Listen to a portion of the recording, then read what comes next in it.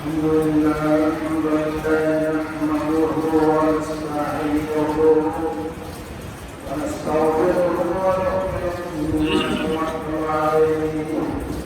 ونعوذ بالله من شرور أنفسنا ومن سيئات أعمالنا من يهده الله فلا مضل له ومن يضلل فلا هادي له ونشهد أن لا إله إلا الله وحده لا شريك له ونشهد أن محمدا عبده ورسوله الذي أرسله بالحق بشيرا ونذيرا وداعيا إلى الله بإذنه وسراجا منيرا فقد قال الله تعالى في كلام المجيد وفي فرقانه الحميد إن الله وملائكته يصلون على النبي يا أيها الذين آمنوا صلوا عليه وسلموا تسليما اللهم صل على محمد وعلى آل محمد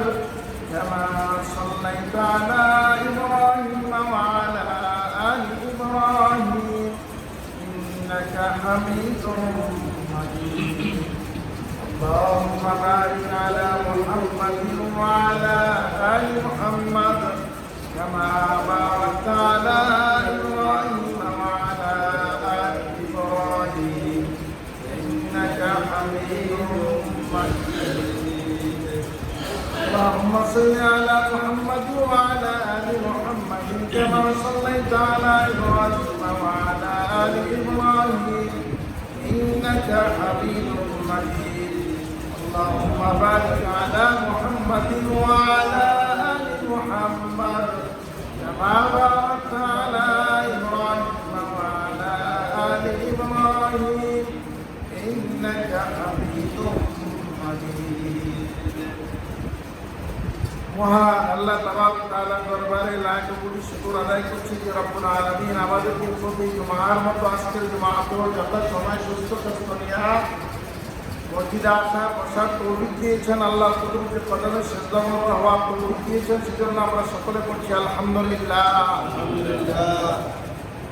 আল্লাহ তাবারক তাআলা আমাদের প্রতি অসংখ্য অগণিত নিয়ামত দিয়ে আমাদের জীবনকে সৌন্দর্যমণ্ডিত করেছেন যে সকল নিয়ামতগুলোর মধ্য থেকে একটি নিয়ামত যদি আমাদের জীবন থেকে বিচ্ছিন্ন হয়ে যায় চলে যায় তাহলে আমাদের জীবন চলাটা অনেকটা কষ্টকর হয়ে যাবে আল্লাহ পাক রব্বুল আলামিন আমাদেরকে যত নিয়ামত দিয়েছেন সমস্ত নিয়ামতগুলোর জন্য আরেকবার পড়ছি আলহামদুলিল্লাহ নিয়ামতগুলোর মধ্য থেকে একটা নিয়ামত এই যে আমাদেরকে মুসলমান হওয়ার ইমানদার হওয়া মুহাম্মদ রাসূলুল্লাহ সাল্লাল্লাহু আলাইহি ওয়াসাল্লামের উম্মত হওয়ার সৌভাগ্য দান করেছে সেজন্য পড়ছি আলহামদুলিল্লাহ প্রিয় ভাই ও বন্ধুগণ আমরা আলোচনা শুনছিলাম আল্লাহ পাক রব্বুল আলামিনের ইবাদত বন্দেগী সম্পর্কে যেখানে আল্লাহ পাক বলেছেন ওমা খালাকাতুল জিন্না ওয়াল ইনসা ইল্লা লিয়াবুদুন আমি মানব এবং জিন জাতিকে একমাত্র আমার ইবাদতের উদ্দেশ্যে তৈরি করেছি এছাড়া ভিন্ন কোনো উদ্দেশ্যে তৈরি করি নাই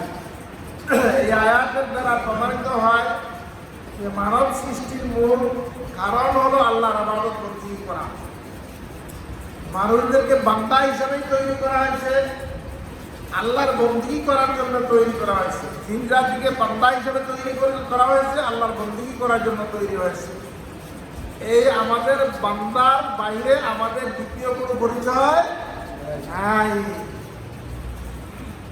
রাসূল আকরাম সাল্লাল্লাহু আলাইহি সাল্লাম বলেছেন আল্লাহ পাক রব্বুল আলামিন আমাকে নবী রাসূল বলে সম্বোধন করে অনেক জায়গায় বলেছেন আমাকে যখন বান্দা হিসেবে সম্বোধন করেছেন তাতেই আমি বেশি সন্তুষ্ট হয়েছি খুশি হয়েছি সুবহানাল্লাহ আমরা কি আল্লাহর বান্দা হতে পারে খুশি না দাদা খুশি এখন বন্দেগী কি জিনিস এই জিনিসটা নিয়ে আলোচনা হচ্ছিল গত 3 জুমা থেকে আজকে ইনশাআল্লাহ এই ব্যাপারে ইনশাআল্লাহ সমাপ্তি করার চিন্তা করেছি আল্লাহ পাক রব্বুল আলামিন আমাকে আলোচনা করবার আপনাদেরকে শুনবা এবং এই আলোচনার ভিত্তিতে আমাদের জীবনটাকে গঠন করার তৌফিক দান করুন সবাই বলে আল্লাহুম্মা আমিন প্রিয় ভাই বন্ধুগণ এমন কিছু কথা আছে যে কথাগুলো সাধারণত পাবলিক জনগণ শুনলে হুজুরদের প্রতি খুশি হয়ে যায়। আলহামদুলিল্লাহ হুজুর খুব সুন্দর আলোচনা করেছেন। আবার এমন কিছু আলোচনা আছে যে আলোচনাগুলো শুনলে হুজুরদের প্রতি খুশি হতে পারেন না, বেজার হয় না, এরকম কোনো কিছু কিছু বিষয় কোরআনের মধ্যে আছে। আসলে বেজার হওয়ার বিষয় কোরআনের আছে এই কারণে না, এটা হলো নিজেদের মধ্যে কিছু দুর্বলতা থাকার কারণে।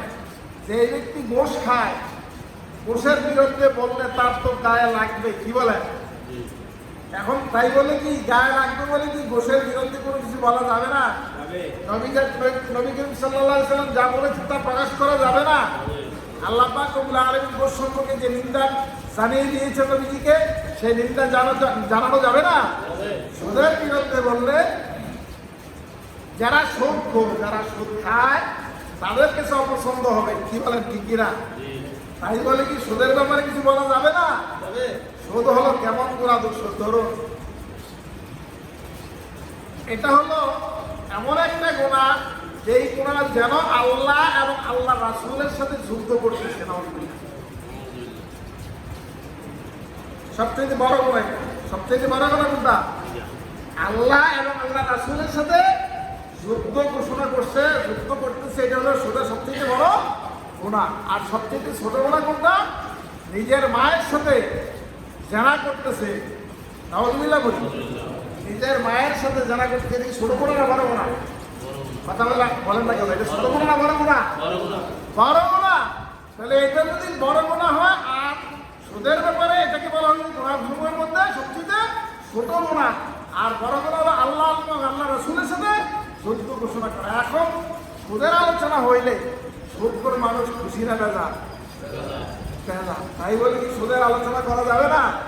যাবে, বলতে হবে। আসলে কোরআন হলো আল্লাহর বাণী। এই কোরআনের ভিত্তিতে আলোচনা করলে পৃথিবীর সকল মানুষ একসাথে খুশি হয়ে যাবে এমন কোনো কথা নাই। আবার সকলে একসাথে বেজার হয়ে যাবে এমন কোনো কথা নাই। তবে কারা খুশি হবে, কারা বেজার হবে, তার একটা মৌলিক বিষয় আপনাদেরকে বলে দিতেছি। কোরআনের যে কোনো আলোচনা শুনলেই খুশি হয়ে যাবে ইমানদারগণ। সুবহানাল্লাহ। কোরআনের যে কোনো আলোচনা শুনলে খুশি হয়ে যাবে কে? ইমানদারগণ। আর কোরআনের আলোচনা শুনলে যাদের অন্তরে একটু ব্যথা বেদনা লাগে, মনে করতে হবে তাদের অন্তরের মধ্যে 3টা রোগ আছে। কয়টা রোগ? 1 নম্বর হলো মুনাফিকের রোগ। 1 নম্বর কি রোগ? আওয়াজ দিয়ে বলা। 1 নম্বর কিসের রোগ? মুনাফিকের রোগ। 2 নম্বর হলো কুফরির রোগ। 2 নম্বর কি? কুফরির রোগ। 3 নম্বর হলো শিরকের রোগ। 3 নম্বর কি? শিরকের রোগ। এই রোগগুলা যাদের অন্তরে আছে, কোরআনের আলোচনা শুনলে তাদের কাছে ভালো লাগবে না, অপছন্দ লাগবে। এই কথা আমি বলি না, এটা আল্লাহ পাক রব্বুল আলামিন কোরআন শরীফের মধ্যে বহুবারই বলেছেন। যেমন নাকি আল্লাহ পাক রব্বুল আলামিন এক জায়গায় বলেছেন, হুয়াল্লাযী আরসালা রাসূলাহু বিল হুদা ওয়া দীনিল হাক্কি লিইয়ুযহিরাহু আলাদ দীনি কুল্লিহি ওয়ালাউ কারিহাল মুশরিকুন ওয়ালাউ কারিহাল কাফিরুন। আল্লাহ পাক রব্বুল আলামিন তিনি হচ্ছেন সেই রব, আরসালা রাসূলাহু বিল হুদা ওয়া দীনিল হক, যিনি তার রাসূলকে দ্বীনে হক এবং হেদায়েত সহকারে পাঠিয়েছেন।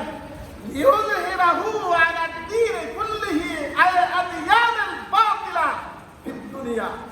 দুনিয়ার মধ্যে যত বাতিল ধর্ম আছে, বাতিল মতাদর্শ আছে, বাতিল মতবাদ আছে, বাতিল ইজম আছে, সমস্ত ইজমগুলোর উপরে, সমস্ত মতবাদগুলোর উপরে, সমস্ত বাতিল ধর্মের উপরে ইসলামকে গায়েব করে দেওয়ার জন্য, বিজয়ী করে দেওয়ার জন্য রাসূল আকরাম সাল্লাল্লাহু আলাইহি সাল্লামকে পাঠিয়েছেন। সুবহানাল্লাহ। অথচ ওয়ালাউ কারিহাল কাফিরুন ওয়ালাউ কারিহাল মুশরিকুন, মুশরিকদের কাছে তা অত্যন্ত অপছন্দনীয়, কাফেরদের কাছে তা অত্যন্ত অপছন্দনীয়। এখন দলিলটা বুঝতে পারছেন?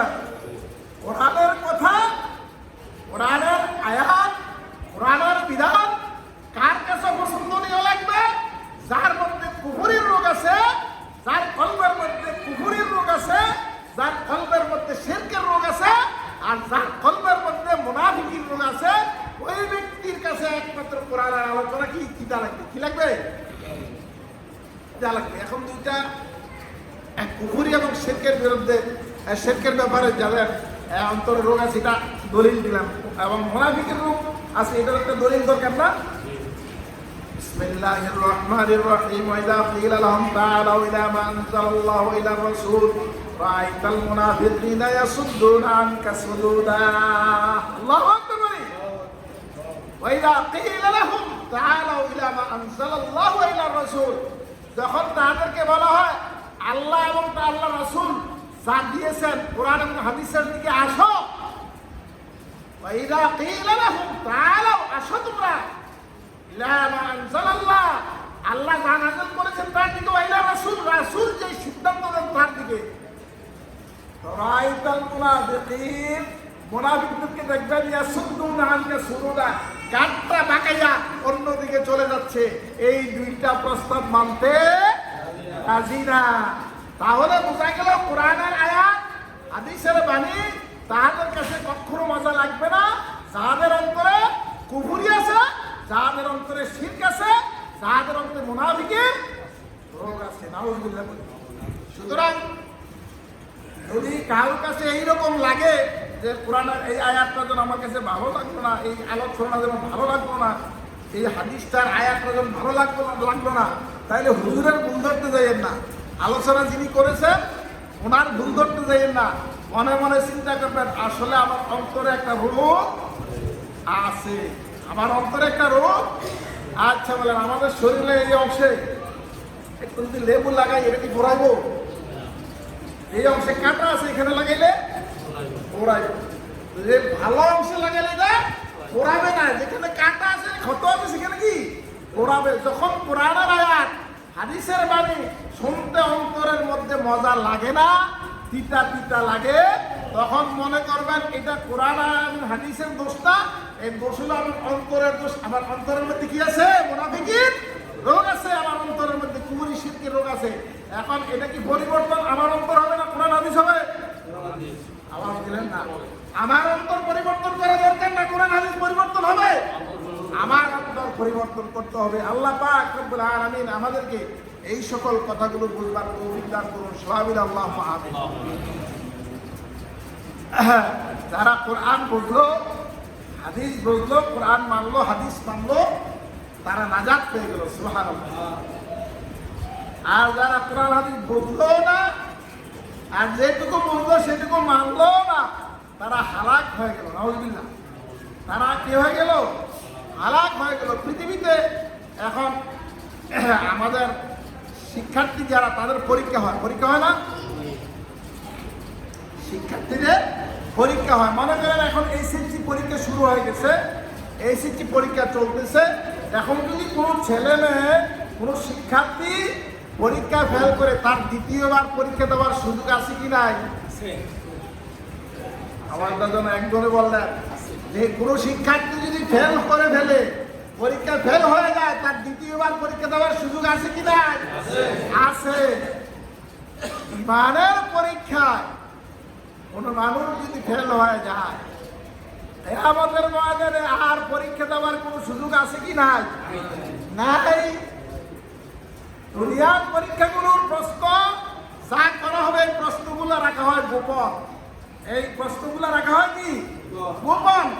আখিরাতের পরীক্ষার সকল প্রশ্নপত্র আল্লাহ পাক ফাঁস করে দিয়েছেন। সুবহানাল্লাহ। কি জন্য ফাঁস করলেন? দুনিয়ার পরীক্ষাগুলো একবার ফেল করলেন, তিনবার ফেল করলেন, চতুর্থবার দেওয়ার সুযোগ আছে। আখিরাতের পরীক্ষাগুলো একবার ফেল করে ফেললে দ্বিতীয়বার দেওয়ার আর কোনো সুযোগ নাই। অতএব কারণে আল্লাহ পাক মেহেরবানি করে দয়া করে আমাদের আখিরাতের পরীক্ষার সমস্ত প্রশ্নপত্রগুলো কোরআন এবং হাদিসের মধ্যে ফাঁস করে দিয়েছেন। সুবহানাল্লাহ। আখিরাতে প্রশ্ন হবে কয়টা? আখিরাতে প্রশ্ন হবে মোট 8টা। সুবহানাল্লাহ। আখিরাতে মোট প্রশ্ন হবে কয়টা? 8টা। কিয়ামতের ময়দানে প্রশ্ন হবে 5টা, আর কবরের মধ্যে প্রশ্ন হবে কয়টা? 3টা। 5 3 কয়টা? 8টা। 8টা প্রশ্নের জবাব কোরআন হাদিসে আল্লাহ পাক ফাঁস করে দিচ্ছেন না দেওয়ার বাকি রাখছেন? সুবহানাল্লাহ। অর্থ হলো এই যে আখিরাতে যে সকল প্রশ্নগুলো করা হবে বান্দা, আমি দয়া করে তোমাদেরকে এই প্রশ্নগুলো জানাই দিছি। আগে বাগে এই প্রশ্নগুলোর উত্তর ঠিক করে, আমলকে ঠিক করে, ইমানকে দুরুস্ত করে পৃথিবী থেকে বিদায় হয়ে আমার কাছে আসো, তাহলে কবরের জিন্দেগি তোমার শান্তিময় হয়ে যাবে, হাসরের জিন্দেগি তোমার শান্তিময় হয়ে যাবে, তুমি জাহান্নাম থেকে মুক্তি পেয়ে জান্নাত লাভ করতে পারবে। সুবহানাল্লাহ। এখন কবরের 3 প্রশ্ন, হাসরের ময়দানে 5 প্রশ্ন, মোট হলো কটা? 8টা। জান্নাত কয়টা? আওয়াজ দেন না দিয়ে জান্নাত কয়টা? 8টা। প্রশ্ন কয়টা? উত্তর কয়টা? জান্নাত কয়টা? 8টা। প্রশ্ন 8টা, উত্তর 8টা, জান্নাত 8টা। যদি আপনি 8 প্রশ্নের উত্তর দিতে পারেন, তাহলে কবর যখন জান্নাত হয়ে যাবে, যেমন জান্নাত হয়ে যাবে, আখিরাতে ময়দানে হাসরে আল্লাহ পাক রব্বুল আলামিন আপনাকে আমাকে বলবেন, বান্দা উদখুলুল জান্নাত, জান্নাতে প্রবেশ করো, যে কোনো জান্নাতে যাইতে চাও সেটাই তোমার জন্য খোলা। সুবহানাল্লাহ। ইমানের প্রশ্নে ইমান 100-তে 100 পাইতে হবে। সুবহানাল্লাহ। ইমানের প্রশ্নে ইমান 100-তে 100 পাইতে হবে। আর আমলের প্রশ্নে 50-এর মধ্যে 51 পাইলে আপনি পাস করে ফেলবেন। সুবহানাল্লাহ। 50-এর মধ্যে 51 পাইলে আপনি কি পাস। আর এই যে 49 আছে, এটা আল্লাহর পক্ষ থেকে মাপ। সুবহানাল্লাহ। 49 যেটা আছে আল্লাহর পক্ষ থেকে কি মাপ। আমরা কি 100-র মধ্যে 51 আল্লাহ পাক আমাদের প্রতি দয়া করেন নাই, কিন্তু ইমানের ক্ষেত্রে 100-র মধ্যে 100 পাইতে হবে। এখানে একটু কম হলে চলবে না।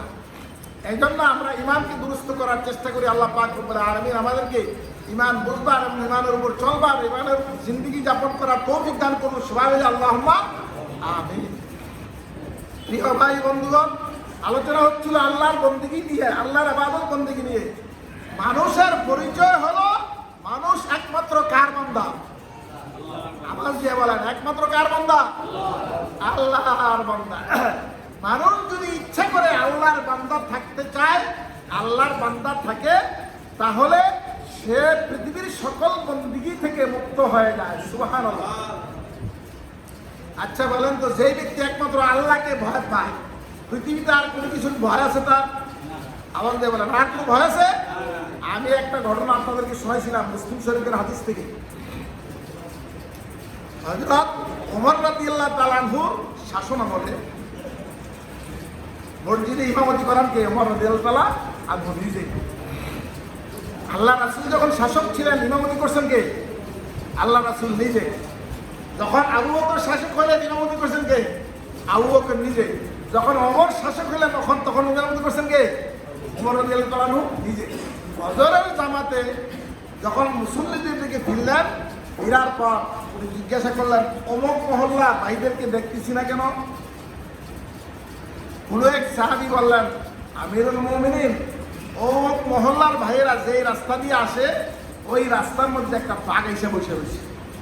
এই বাঘের কারণে তারা বাঘের আক্রমণ থেকে বাঁচার জন্য ফজরের জামাতে আসেন নাই। বলতাই নাকি বললাম, উনি এমনি উঠে গেলেন। সুবহানাল্লাহ। গিয়া দেখলেন যে ঠিকই একটা বাঘ বসা। সুবহানাল্লাহ। ওমর রাদিয়াল্লাহু তাআলা আনহু বাঘকে লক্ষ্য করে বললেন, এই নরাদম, তুই মুসল্লিদের রাস্তার মধ্যে বসছিস কেন? এই কথা বলে বাঘের কানে টান দিয়ে একটা চর মেরে দিলেন বাঘের গায়ে। সুবহানাল্লাহ। কথাটা গল্পের মতো মনে হয় না? কথাটা গল্পের মতো মনে হয় না? আসলে বাস্তব। মুসলিম শরীফের হাদিসের সম্পর্কে বিস্তারিত কথা আসছে। শুধু এটা না, আরো অনেক ঘটনা আছে, এগুলো আসছে একই হাদিসে। তাহলে ওমর রাদিয়াল্লাহু তাআলা আনহু কেমন ইমানদার ছিলেন যে বাঘকে পর্যন্ত শাসন করতে সক্ষম হয়েছে। সুবহানাল্লাহ। এই বাঘকে চড় মারার পর বাঘ কি করছে? তরতর করে উঠে চলে গেছে। সুবহানাল্লাহ। বাঘ আর ফিরো তাকায় নাই, আমাকে চড় মারলো। তাহলে ইমানদার ব্যক্তি, যে ব্যক্তি প্রকৃত ইমানদার হবে, যেই ব্যক্তি প্রকৃতপক্ষে একমাত্র আল্লাহকে ভয় করবে, পৃথিবীর কোন জিনিসের ভয় তার অন্তরে আল্লাহ পাক রাখবেন না, এটা বের করে দিবেন। সুবহানাল্লাহ। এটা দায়িত্ব হলো আল্লাহ। দায়িত্ব কার? আল্লাহ পাক রব্বুল আলামিন বলেন ফালা তাখাতুহুম ওয়া খাফুনি, ও আমার বান্দারা কাউকে ভয় পাও না, আমাকে ভয় পাও। ফালা তাখশাউনা নাস, মানুষকে ভয় পাও না, পাইরা ওয়াখশাউনি, আমি আল্লাহকে ভয় পাও, তাহলে তোমার অন্তর থেকে সবকিছুর ভয় আমি বিদূরিত করে দিব। সুবহানাল্লাহ। সুতরাং এই মানুষ যখন একমাত্র আল্লাহর ইবাদত বন্দেগী করবে, সকল কিছুর বন্দেগী থেকে সে মুক্ত হয়ে যাবে। সুবহানাল্লাহ। আর আল্লাহর বন্দেগী যখন সে পরিত্যাগ করবে, তখন সে শয়তানের বান্দায় পরিণত হবে। নাউজুবিল্লাহ। পৃথিবীতে যত শয়তানি দেখি, এই শয়তানিগুলো কার কাজ? কথা বলেন, শয়তানিগুলো কার কাজ? শয়তানের কাজ। শয়তানিগুলো কার কাজ? শয়তানের কাজ। এখন শয়তানকে আপনারা দেখছেন? হ্যাঁ, দেখা যায় তো মানুষের মধ্যে কিছু শয়তানি করে না? হ্যাঁ, এটার তো দেখেন, এটারে দেখেন না? তাহলে তার পেছনে কে আছে? তাহলে বকরি কোদে খোটার জোরে, বকরি কোদে খোটার জোরে। এই যে মানুষের মধ্যে যে সকল মানুষগুলো শয়তানি কুকর্ম করে, এই শয়তানি কুকর্ম এজন্যই করে যে তার পেছনে কি আছে? শয়তান লাগা আছে। এই শয়তান মানুষের পেছনে কখন লাগে?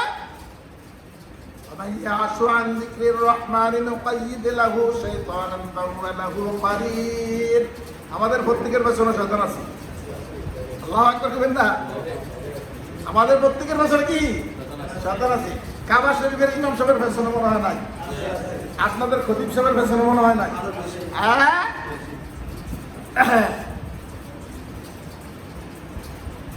আমার আপনার আমাদের যে মর্যাদা, এই মর্যাদা অনুযায়ী এই পরিমাণ অভিজ্ঞ শয়তান আমার পেছনে আছে। আর আমার চাইতে আরো অভিজ্ঞ ব্যক্তি, যে ব্যক্তি অভিজ্ঞ আলেম, যে ব্যক্তি বেশি আমলি, যে ব্যক্তি, তার পেছনে আরো অভিজ্ঞ শয়তান নিয়োজিত করা আছে। কারণ বাঘে আর সাপে কি যুদ্ধ হয়? হ্যাঁ, যুদ্ধ করতে হলে বাঘে আর সিংহে লাগবে, বাঘে আর সাপে কোনো যুদ্ধ হয় না। শয়তান এই কথা ভালো করেই জানে, যেই ব্যক্তি আলেমের দিক থেকে, আমলের দিক থেকে বেশি শক্তিশালী, তার সাথে সাধারণ শয়তান পাঠাইলে সারত না, তার সাথে আরো অভিজ্ঞ শয়তান পাঠাইতে হবে। কারণ তার সাথে শয়তানের কি যুদ্ধ, মনে আছে? শয়তানের সাথে আমাদের সাথে কি যুদ্ধ, মনে আছে? শয়তান বলছিল